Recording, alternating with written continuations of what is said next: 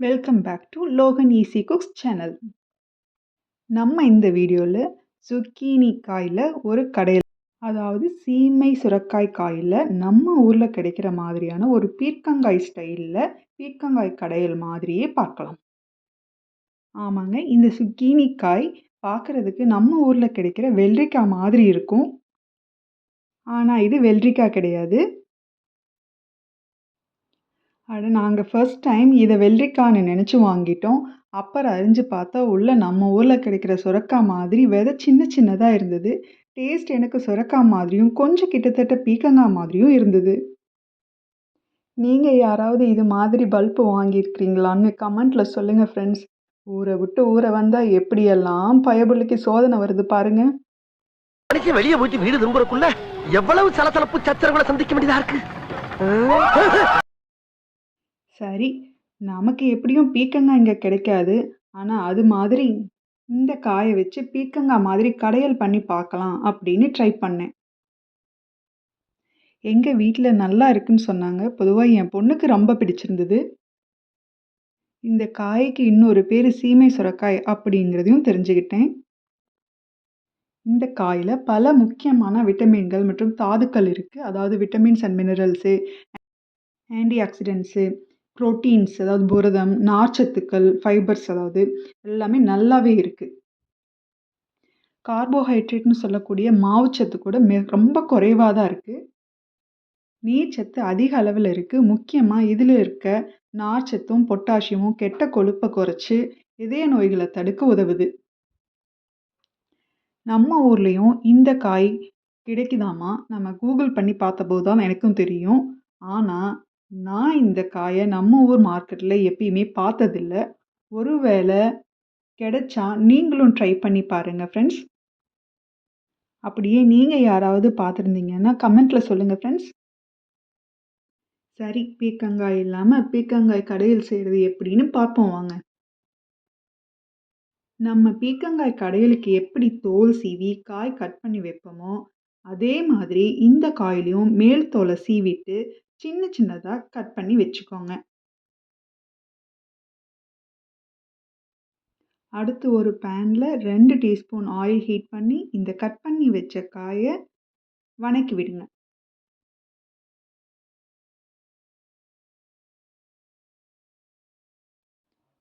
காய் லைட்டாக சாஃப்டாக ஆகும் இந்த மாதிரி. அப்போ அடுப்புலேருந்து எடுத்து ஆற விட்டுடுங்க.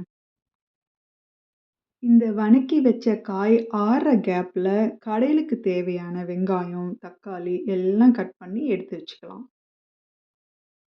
நான் ஒரு மீடியம் சைஸ் பெரிய வெங்காயத்தை பொடி பொடியாக கட் பண்ணி யூஸ் பண்ணியிருக்கேன்.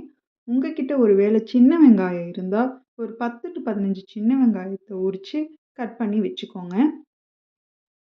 நான் இதில் 2 தக்காளி மீடியம் சைஸ் யூஸ் பண்ணியிருக்கேன். உங்களுக்கு தக்காளி டேஸ்ட் கம்மியாக வேணும்னா ஒரு தக்காளி மட்டும் கூட சேர்த்துக்கலாம்.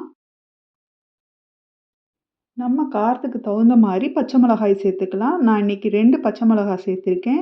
இன்னும் காரம் அதிகம் வேணும் அப்படின்னா இன்னும் ஒன்று கூட நீங்கள் சேர்த்துக்கலாம். இப்போ ஒரு பேனில் 2 ஸ்பூன் கடலெண்ணெய் சேர்த்து சூடு பண்ணிக்கோங்க. கொஞ்சம் கடுகு, அதாவது ஒரு 1/4 டீஸ்பூனுக்கு கடுகு, பச்சைக்கடலைப்பருப்பு ஒரு 1/4 டீஸ்பூன், உளுந்தம்பருப்பு ஒரு 1/4 டீஸ்பூன், சீரகம் ஒரு 1/4 டீஸ்பூன் போட்டு பொரிஞ்சு வந்ததும் நறுக்கி வச்சுருக்கிற வெங்காயம், பச்சை மிளகாய், அது கூட கொஞ்சம் கருவேப்பிலை போட்டு வெங்காயம் நல்லா வணங்கி வர்ற வரைக்கும் வணக்கி விடுங்க. இப்போ இதில் கொஞ்சம் இஞ்சி பூண்டு பேஸ்ட்டு ஒரு 1/2 டீஸ்பூனுக்கு போட்டு வணக்கி விடுங்க. இந்த இஞ்சி பூண்டு பேஸ்ட்டு இன்ஸ்டண்ட்டாக இல்லை அப்படிங்கிறப்ப நம்ம ஒரு 2 அல்லது 3 பல் பூண்டை பீட்ரூட் ஆர் கேரட் பொரியலுக்கு தூவுற பிளேட் ஆர் கிரேட்டர் எல்லார்கிட்டேயும் கண்டிப்பாக இருக்கும், எல்லார் வீட்லேயும். நம்ம அதில் இந்த பூண்டையும் கொஞ்சம் இஞ்சியையும் சீவி போட்டால் கூட நமக்கு இஞ்சி பூண்டு பேஸ்ட்டு போட்ட மாதிரியே இருக்கும். இப்போ இந்த இஞ்சி பூண்டு பேஸ்ட்டை பச்சை வாசனை போகிற மாதிரி ஒரு 1 to 2 நிமிஷம் நல்லா வணக்கி விடுங்க. அதுக்கப்புறம் நறுக்கி வச்சுருக்கிற தக்காளியை போட்டு வணக்கி விடுங்க. இதில் கொஞ்சம் ஒரு 1/4 டீஸ்பூனுக்கு தூளுப்பு சேர்த்து ஒரு கிளறி மூடி போட்டு மூடி விடுங்க. ஒரு 5 நிமிஷம் மூடி வைக்கணும். இடையில எடுத்து கிளறி விடுங்க, இல்லைன்னா அடி பிடிச்சிக்கும். இப்போ இந்த மாதிரி நல்லா தக்காளி மசிஞ்சு வந்திருக்கும். இப்போ இதில் ஒரு 1/4 டீஸ்பூன் மஞ்சள் தூள் சேர்த்துக்கலாம். மஞ்சள் தூள் சேர்த்ததுக்கப்புறம் நல்லா ஒரு கிளறி விட்டு ஒரு 2 நிமிஷம் வணக்கி விடுங்க. நம்ம இந்த கேப்பில் ஆல்ரெடி காய் வணக்கி ஆற வச்சுருக்கோம். அதை மிக்ஸி ஜாரில் போட்டு கொரகொரப்பாக அரைச்சி எடுத்துகிட்டு வந்துக்குங்க.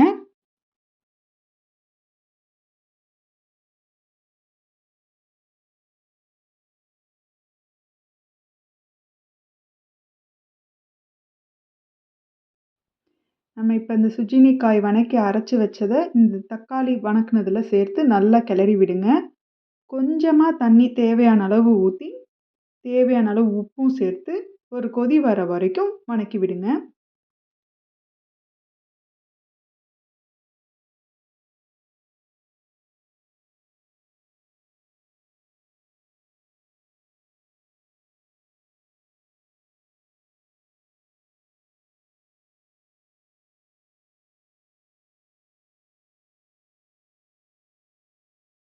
ஒரு 1 to 2 மினிட்ஸ் தான் ஆகும்.